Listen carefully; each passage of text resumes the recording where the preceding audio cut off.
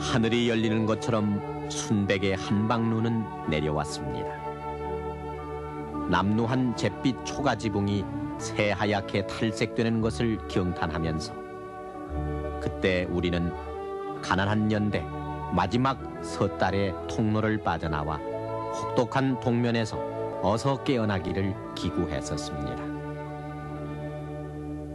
묵은 달력을 찢어 넘기면 우리의 매주 뜨는 사랑방도 흥부의 박처럼 고래등 기와집이 되리라. 옛일곱의 아이들은 누더기 이불 아래서 환상을 꾸곤 했습니다.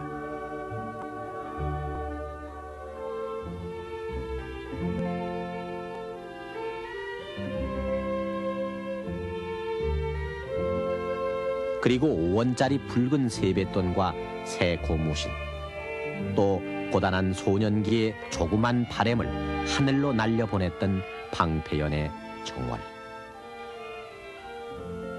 까치까치 설날과 우리우리 설날에 동상으로 갈라진 손가락을 꼽아가며 가슴을 설렜을 적, 대초로 돈 벌러 떠났던 큰형님은 섣달 금음 늦지막히 차부의 해장국집에서 부랴부랴 선지 한 사발을 비우고 여차장이 탕탕 두드리며 소리치는 그 고향 막차에 몸을 실었던 것인데, 마음은 벌써 살인문을 밀고 들어가 막동이를 찾고 어머니를 불렀습니다.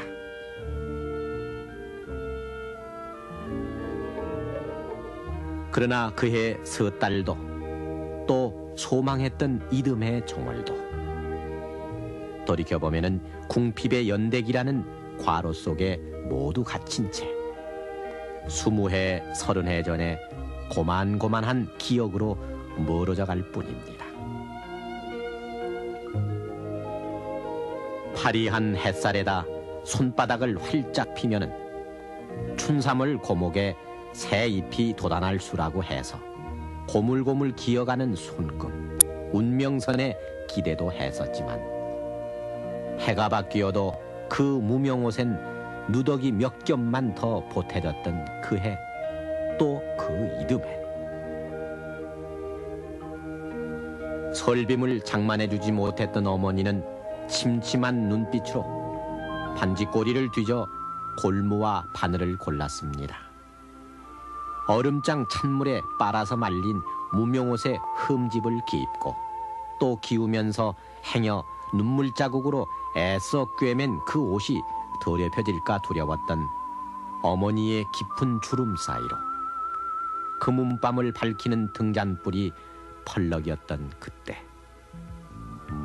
쥐들이 다름박질을 쳤던 천정 아래서 눈썹이 새일까 걱정하다가 이윽고 정월 명절 포식의 단꿈에 빠져버리곤 하던 그때를 아십니까?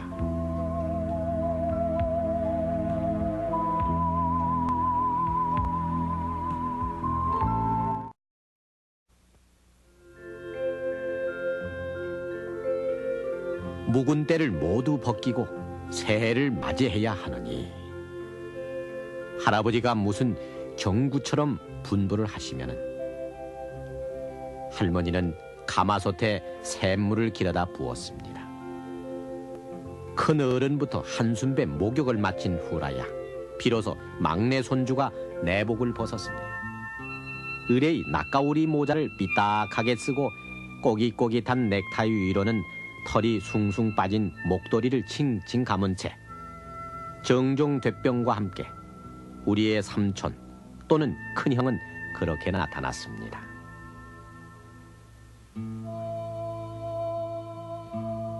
아이고, 이게 몇 년 만인가. 출세했다더니 정말 장하이. 행색으로 보아 공궁한 삶이 뻔해도 동네 촐로들은 고향 찾은 마음이 대견해서 슬며t 추여주곤 했습니다. 그리고 큰 누나의 옷을 물려받아 그런대로 설빔을 차린 작은 누나와 유엔 털모자의 아이들이 종갓집 세배를 떠날 때면 구차한 세월 속에서도 새날은 상서로운 예감을 갖게 하곤 했습니다. 설날 아침 할아버지는 벽장에서 지묵을 꺼내 지피지기면 백전백승이니 하는 연습을 하시다가 운필이 될 듯 하면은 비로소 현고 조고 학생 부군 시위를 천천히 써내려갔습니다.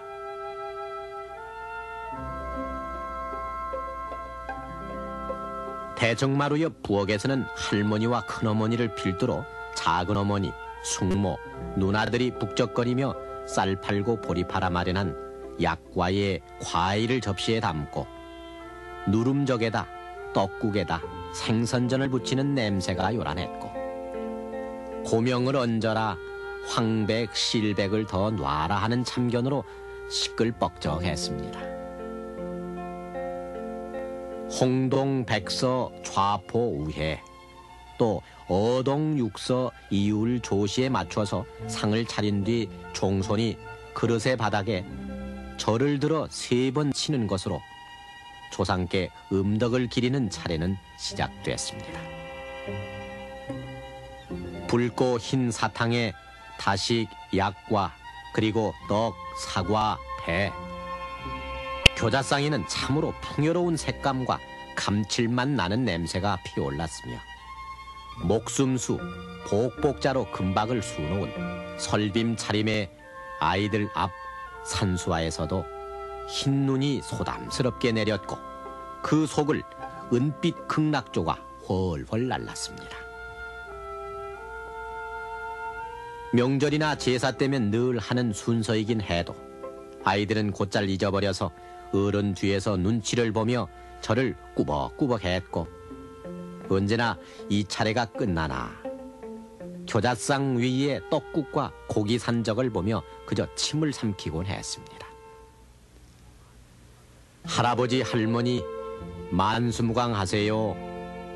오냐 새해는 무병하고 건강해라.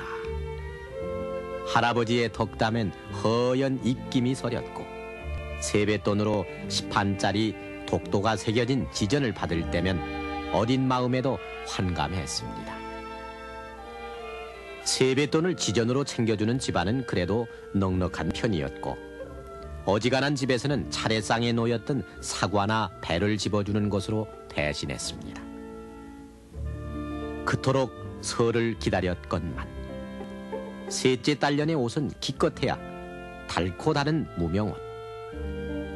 어머니는 시집도 못 가고 먼 나라로 출가해버린 큰딸이 생각나 정월 초하루에 목이 울컥 메였습니다. 세뱃돈 같은 거는 이제 주로 안 주는 집이 많고 가서 세배를 하게 되면 그저 욱방에 올라가서 그 집 이제 아주머니나 이제 할머니가 세배를 하고 나면 너 있어라 해가지고 다식 몇 개 그저 흰떡을 좀 화로에다 석쇠 넣고 구워주고 조청 공걸 종제도 좀 찍어 먹고 그럴 정도고 부잣집이 이제 가면은 세뱃돈 좀 타령이 하고 기대를 가지고 가다 보면은 그저 그 당시에 뭐 1원 5원 이렇게 주는 게 큰 돈 아주 참 그거를 그냥 호주민에다 엄청 오랫동안 간직을 했었죠.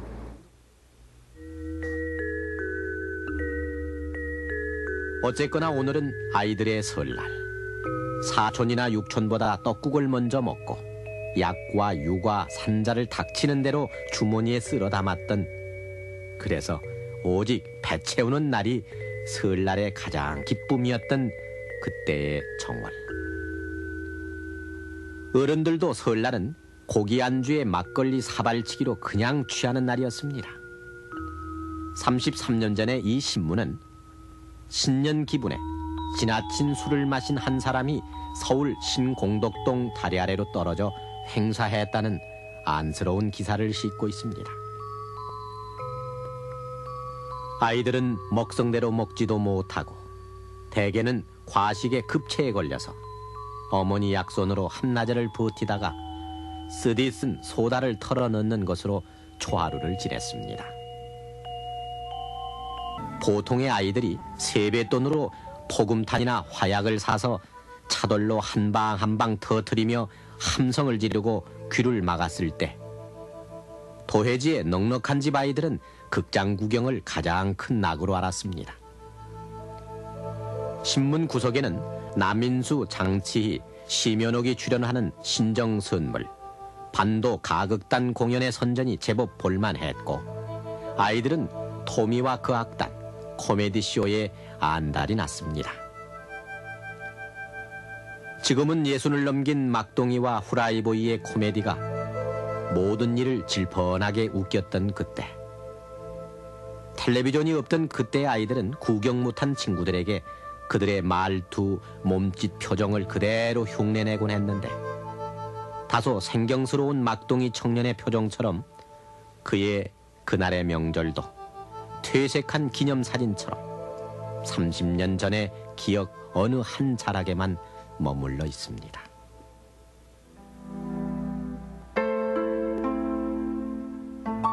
참으로 먼 곳에서 내리는 눈. 며칠 전 근하 신년의 카드를 띄웠을 두루마기 아빠의 옆에는 색동옷으로 꾸민 딸아이와 호박 달린 마고자의 댄님을 한 실크 바지가 사각사각 서서를 헤쳐나가고 있습니다.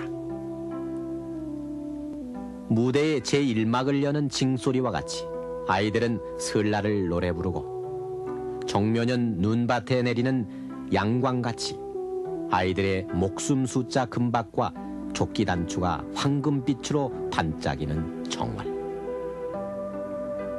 그러나 오늘의 설날에서 동네 어른들은 꼬박꼬박 찾아뵙고 세배를 안 한다고 해서 노여워하거나 탓하는 소리는 들려오지 않습니다. 이웃집에 만약 해피 뉴 이어의 카드 한 장이라도 보내면 기특한 어린이로 칭찬받을 만한 오늘. 그래서 아이는 차례상 차림을 외웠던 홍동백서 좌포 우회가 무슨 외계인의 주문처럼 들릴지 모를 일입니다. 고조부 중조모는 아득히 먼 시대 잊어도 괜찮을 만한 전설의 인물로 멀어가고 육촌, 당숙, 생질, 재종 이런 말들도 혈연의 만남으로 아는 게 아니라 사전의 의미로 겨우 파악하는 오늘의 정월. 사과, 약과의 부푼 꿈을 안고 까치설날을 노래 불렀던 중년 노년들은 그래서 세뱃돈 액수에 따라 표정이 달라지는 아이들을 볼 때, 신년 바겐세일의 홍수를 볼 때, 정초 연휴에 쏟아지는 마이카를 볼 때, 그 설날과 설날의 시간과 거리의 어지러움을 느끼게 됩니다.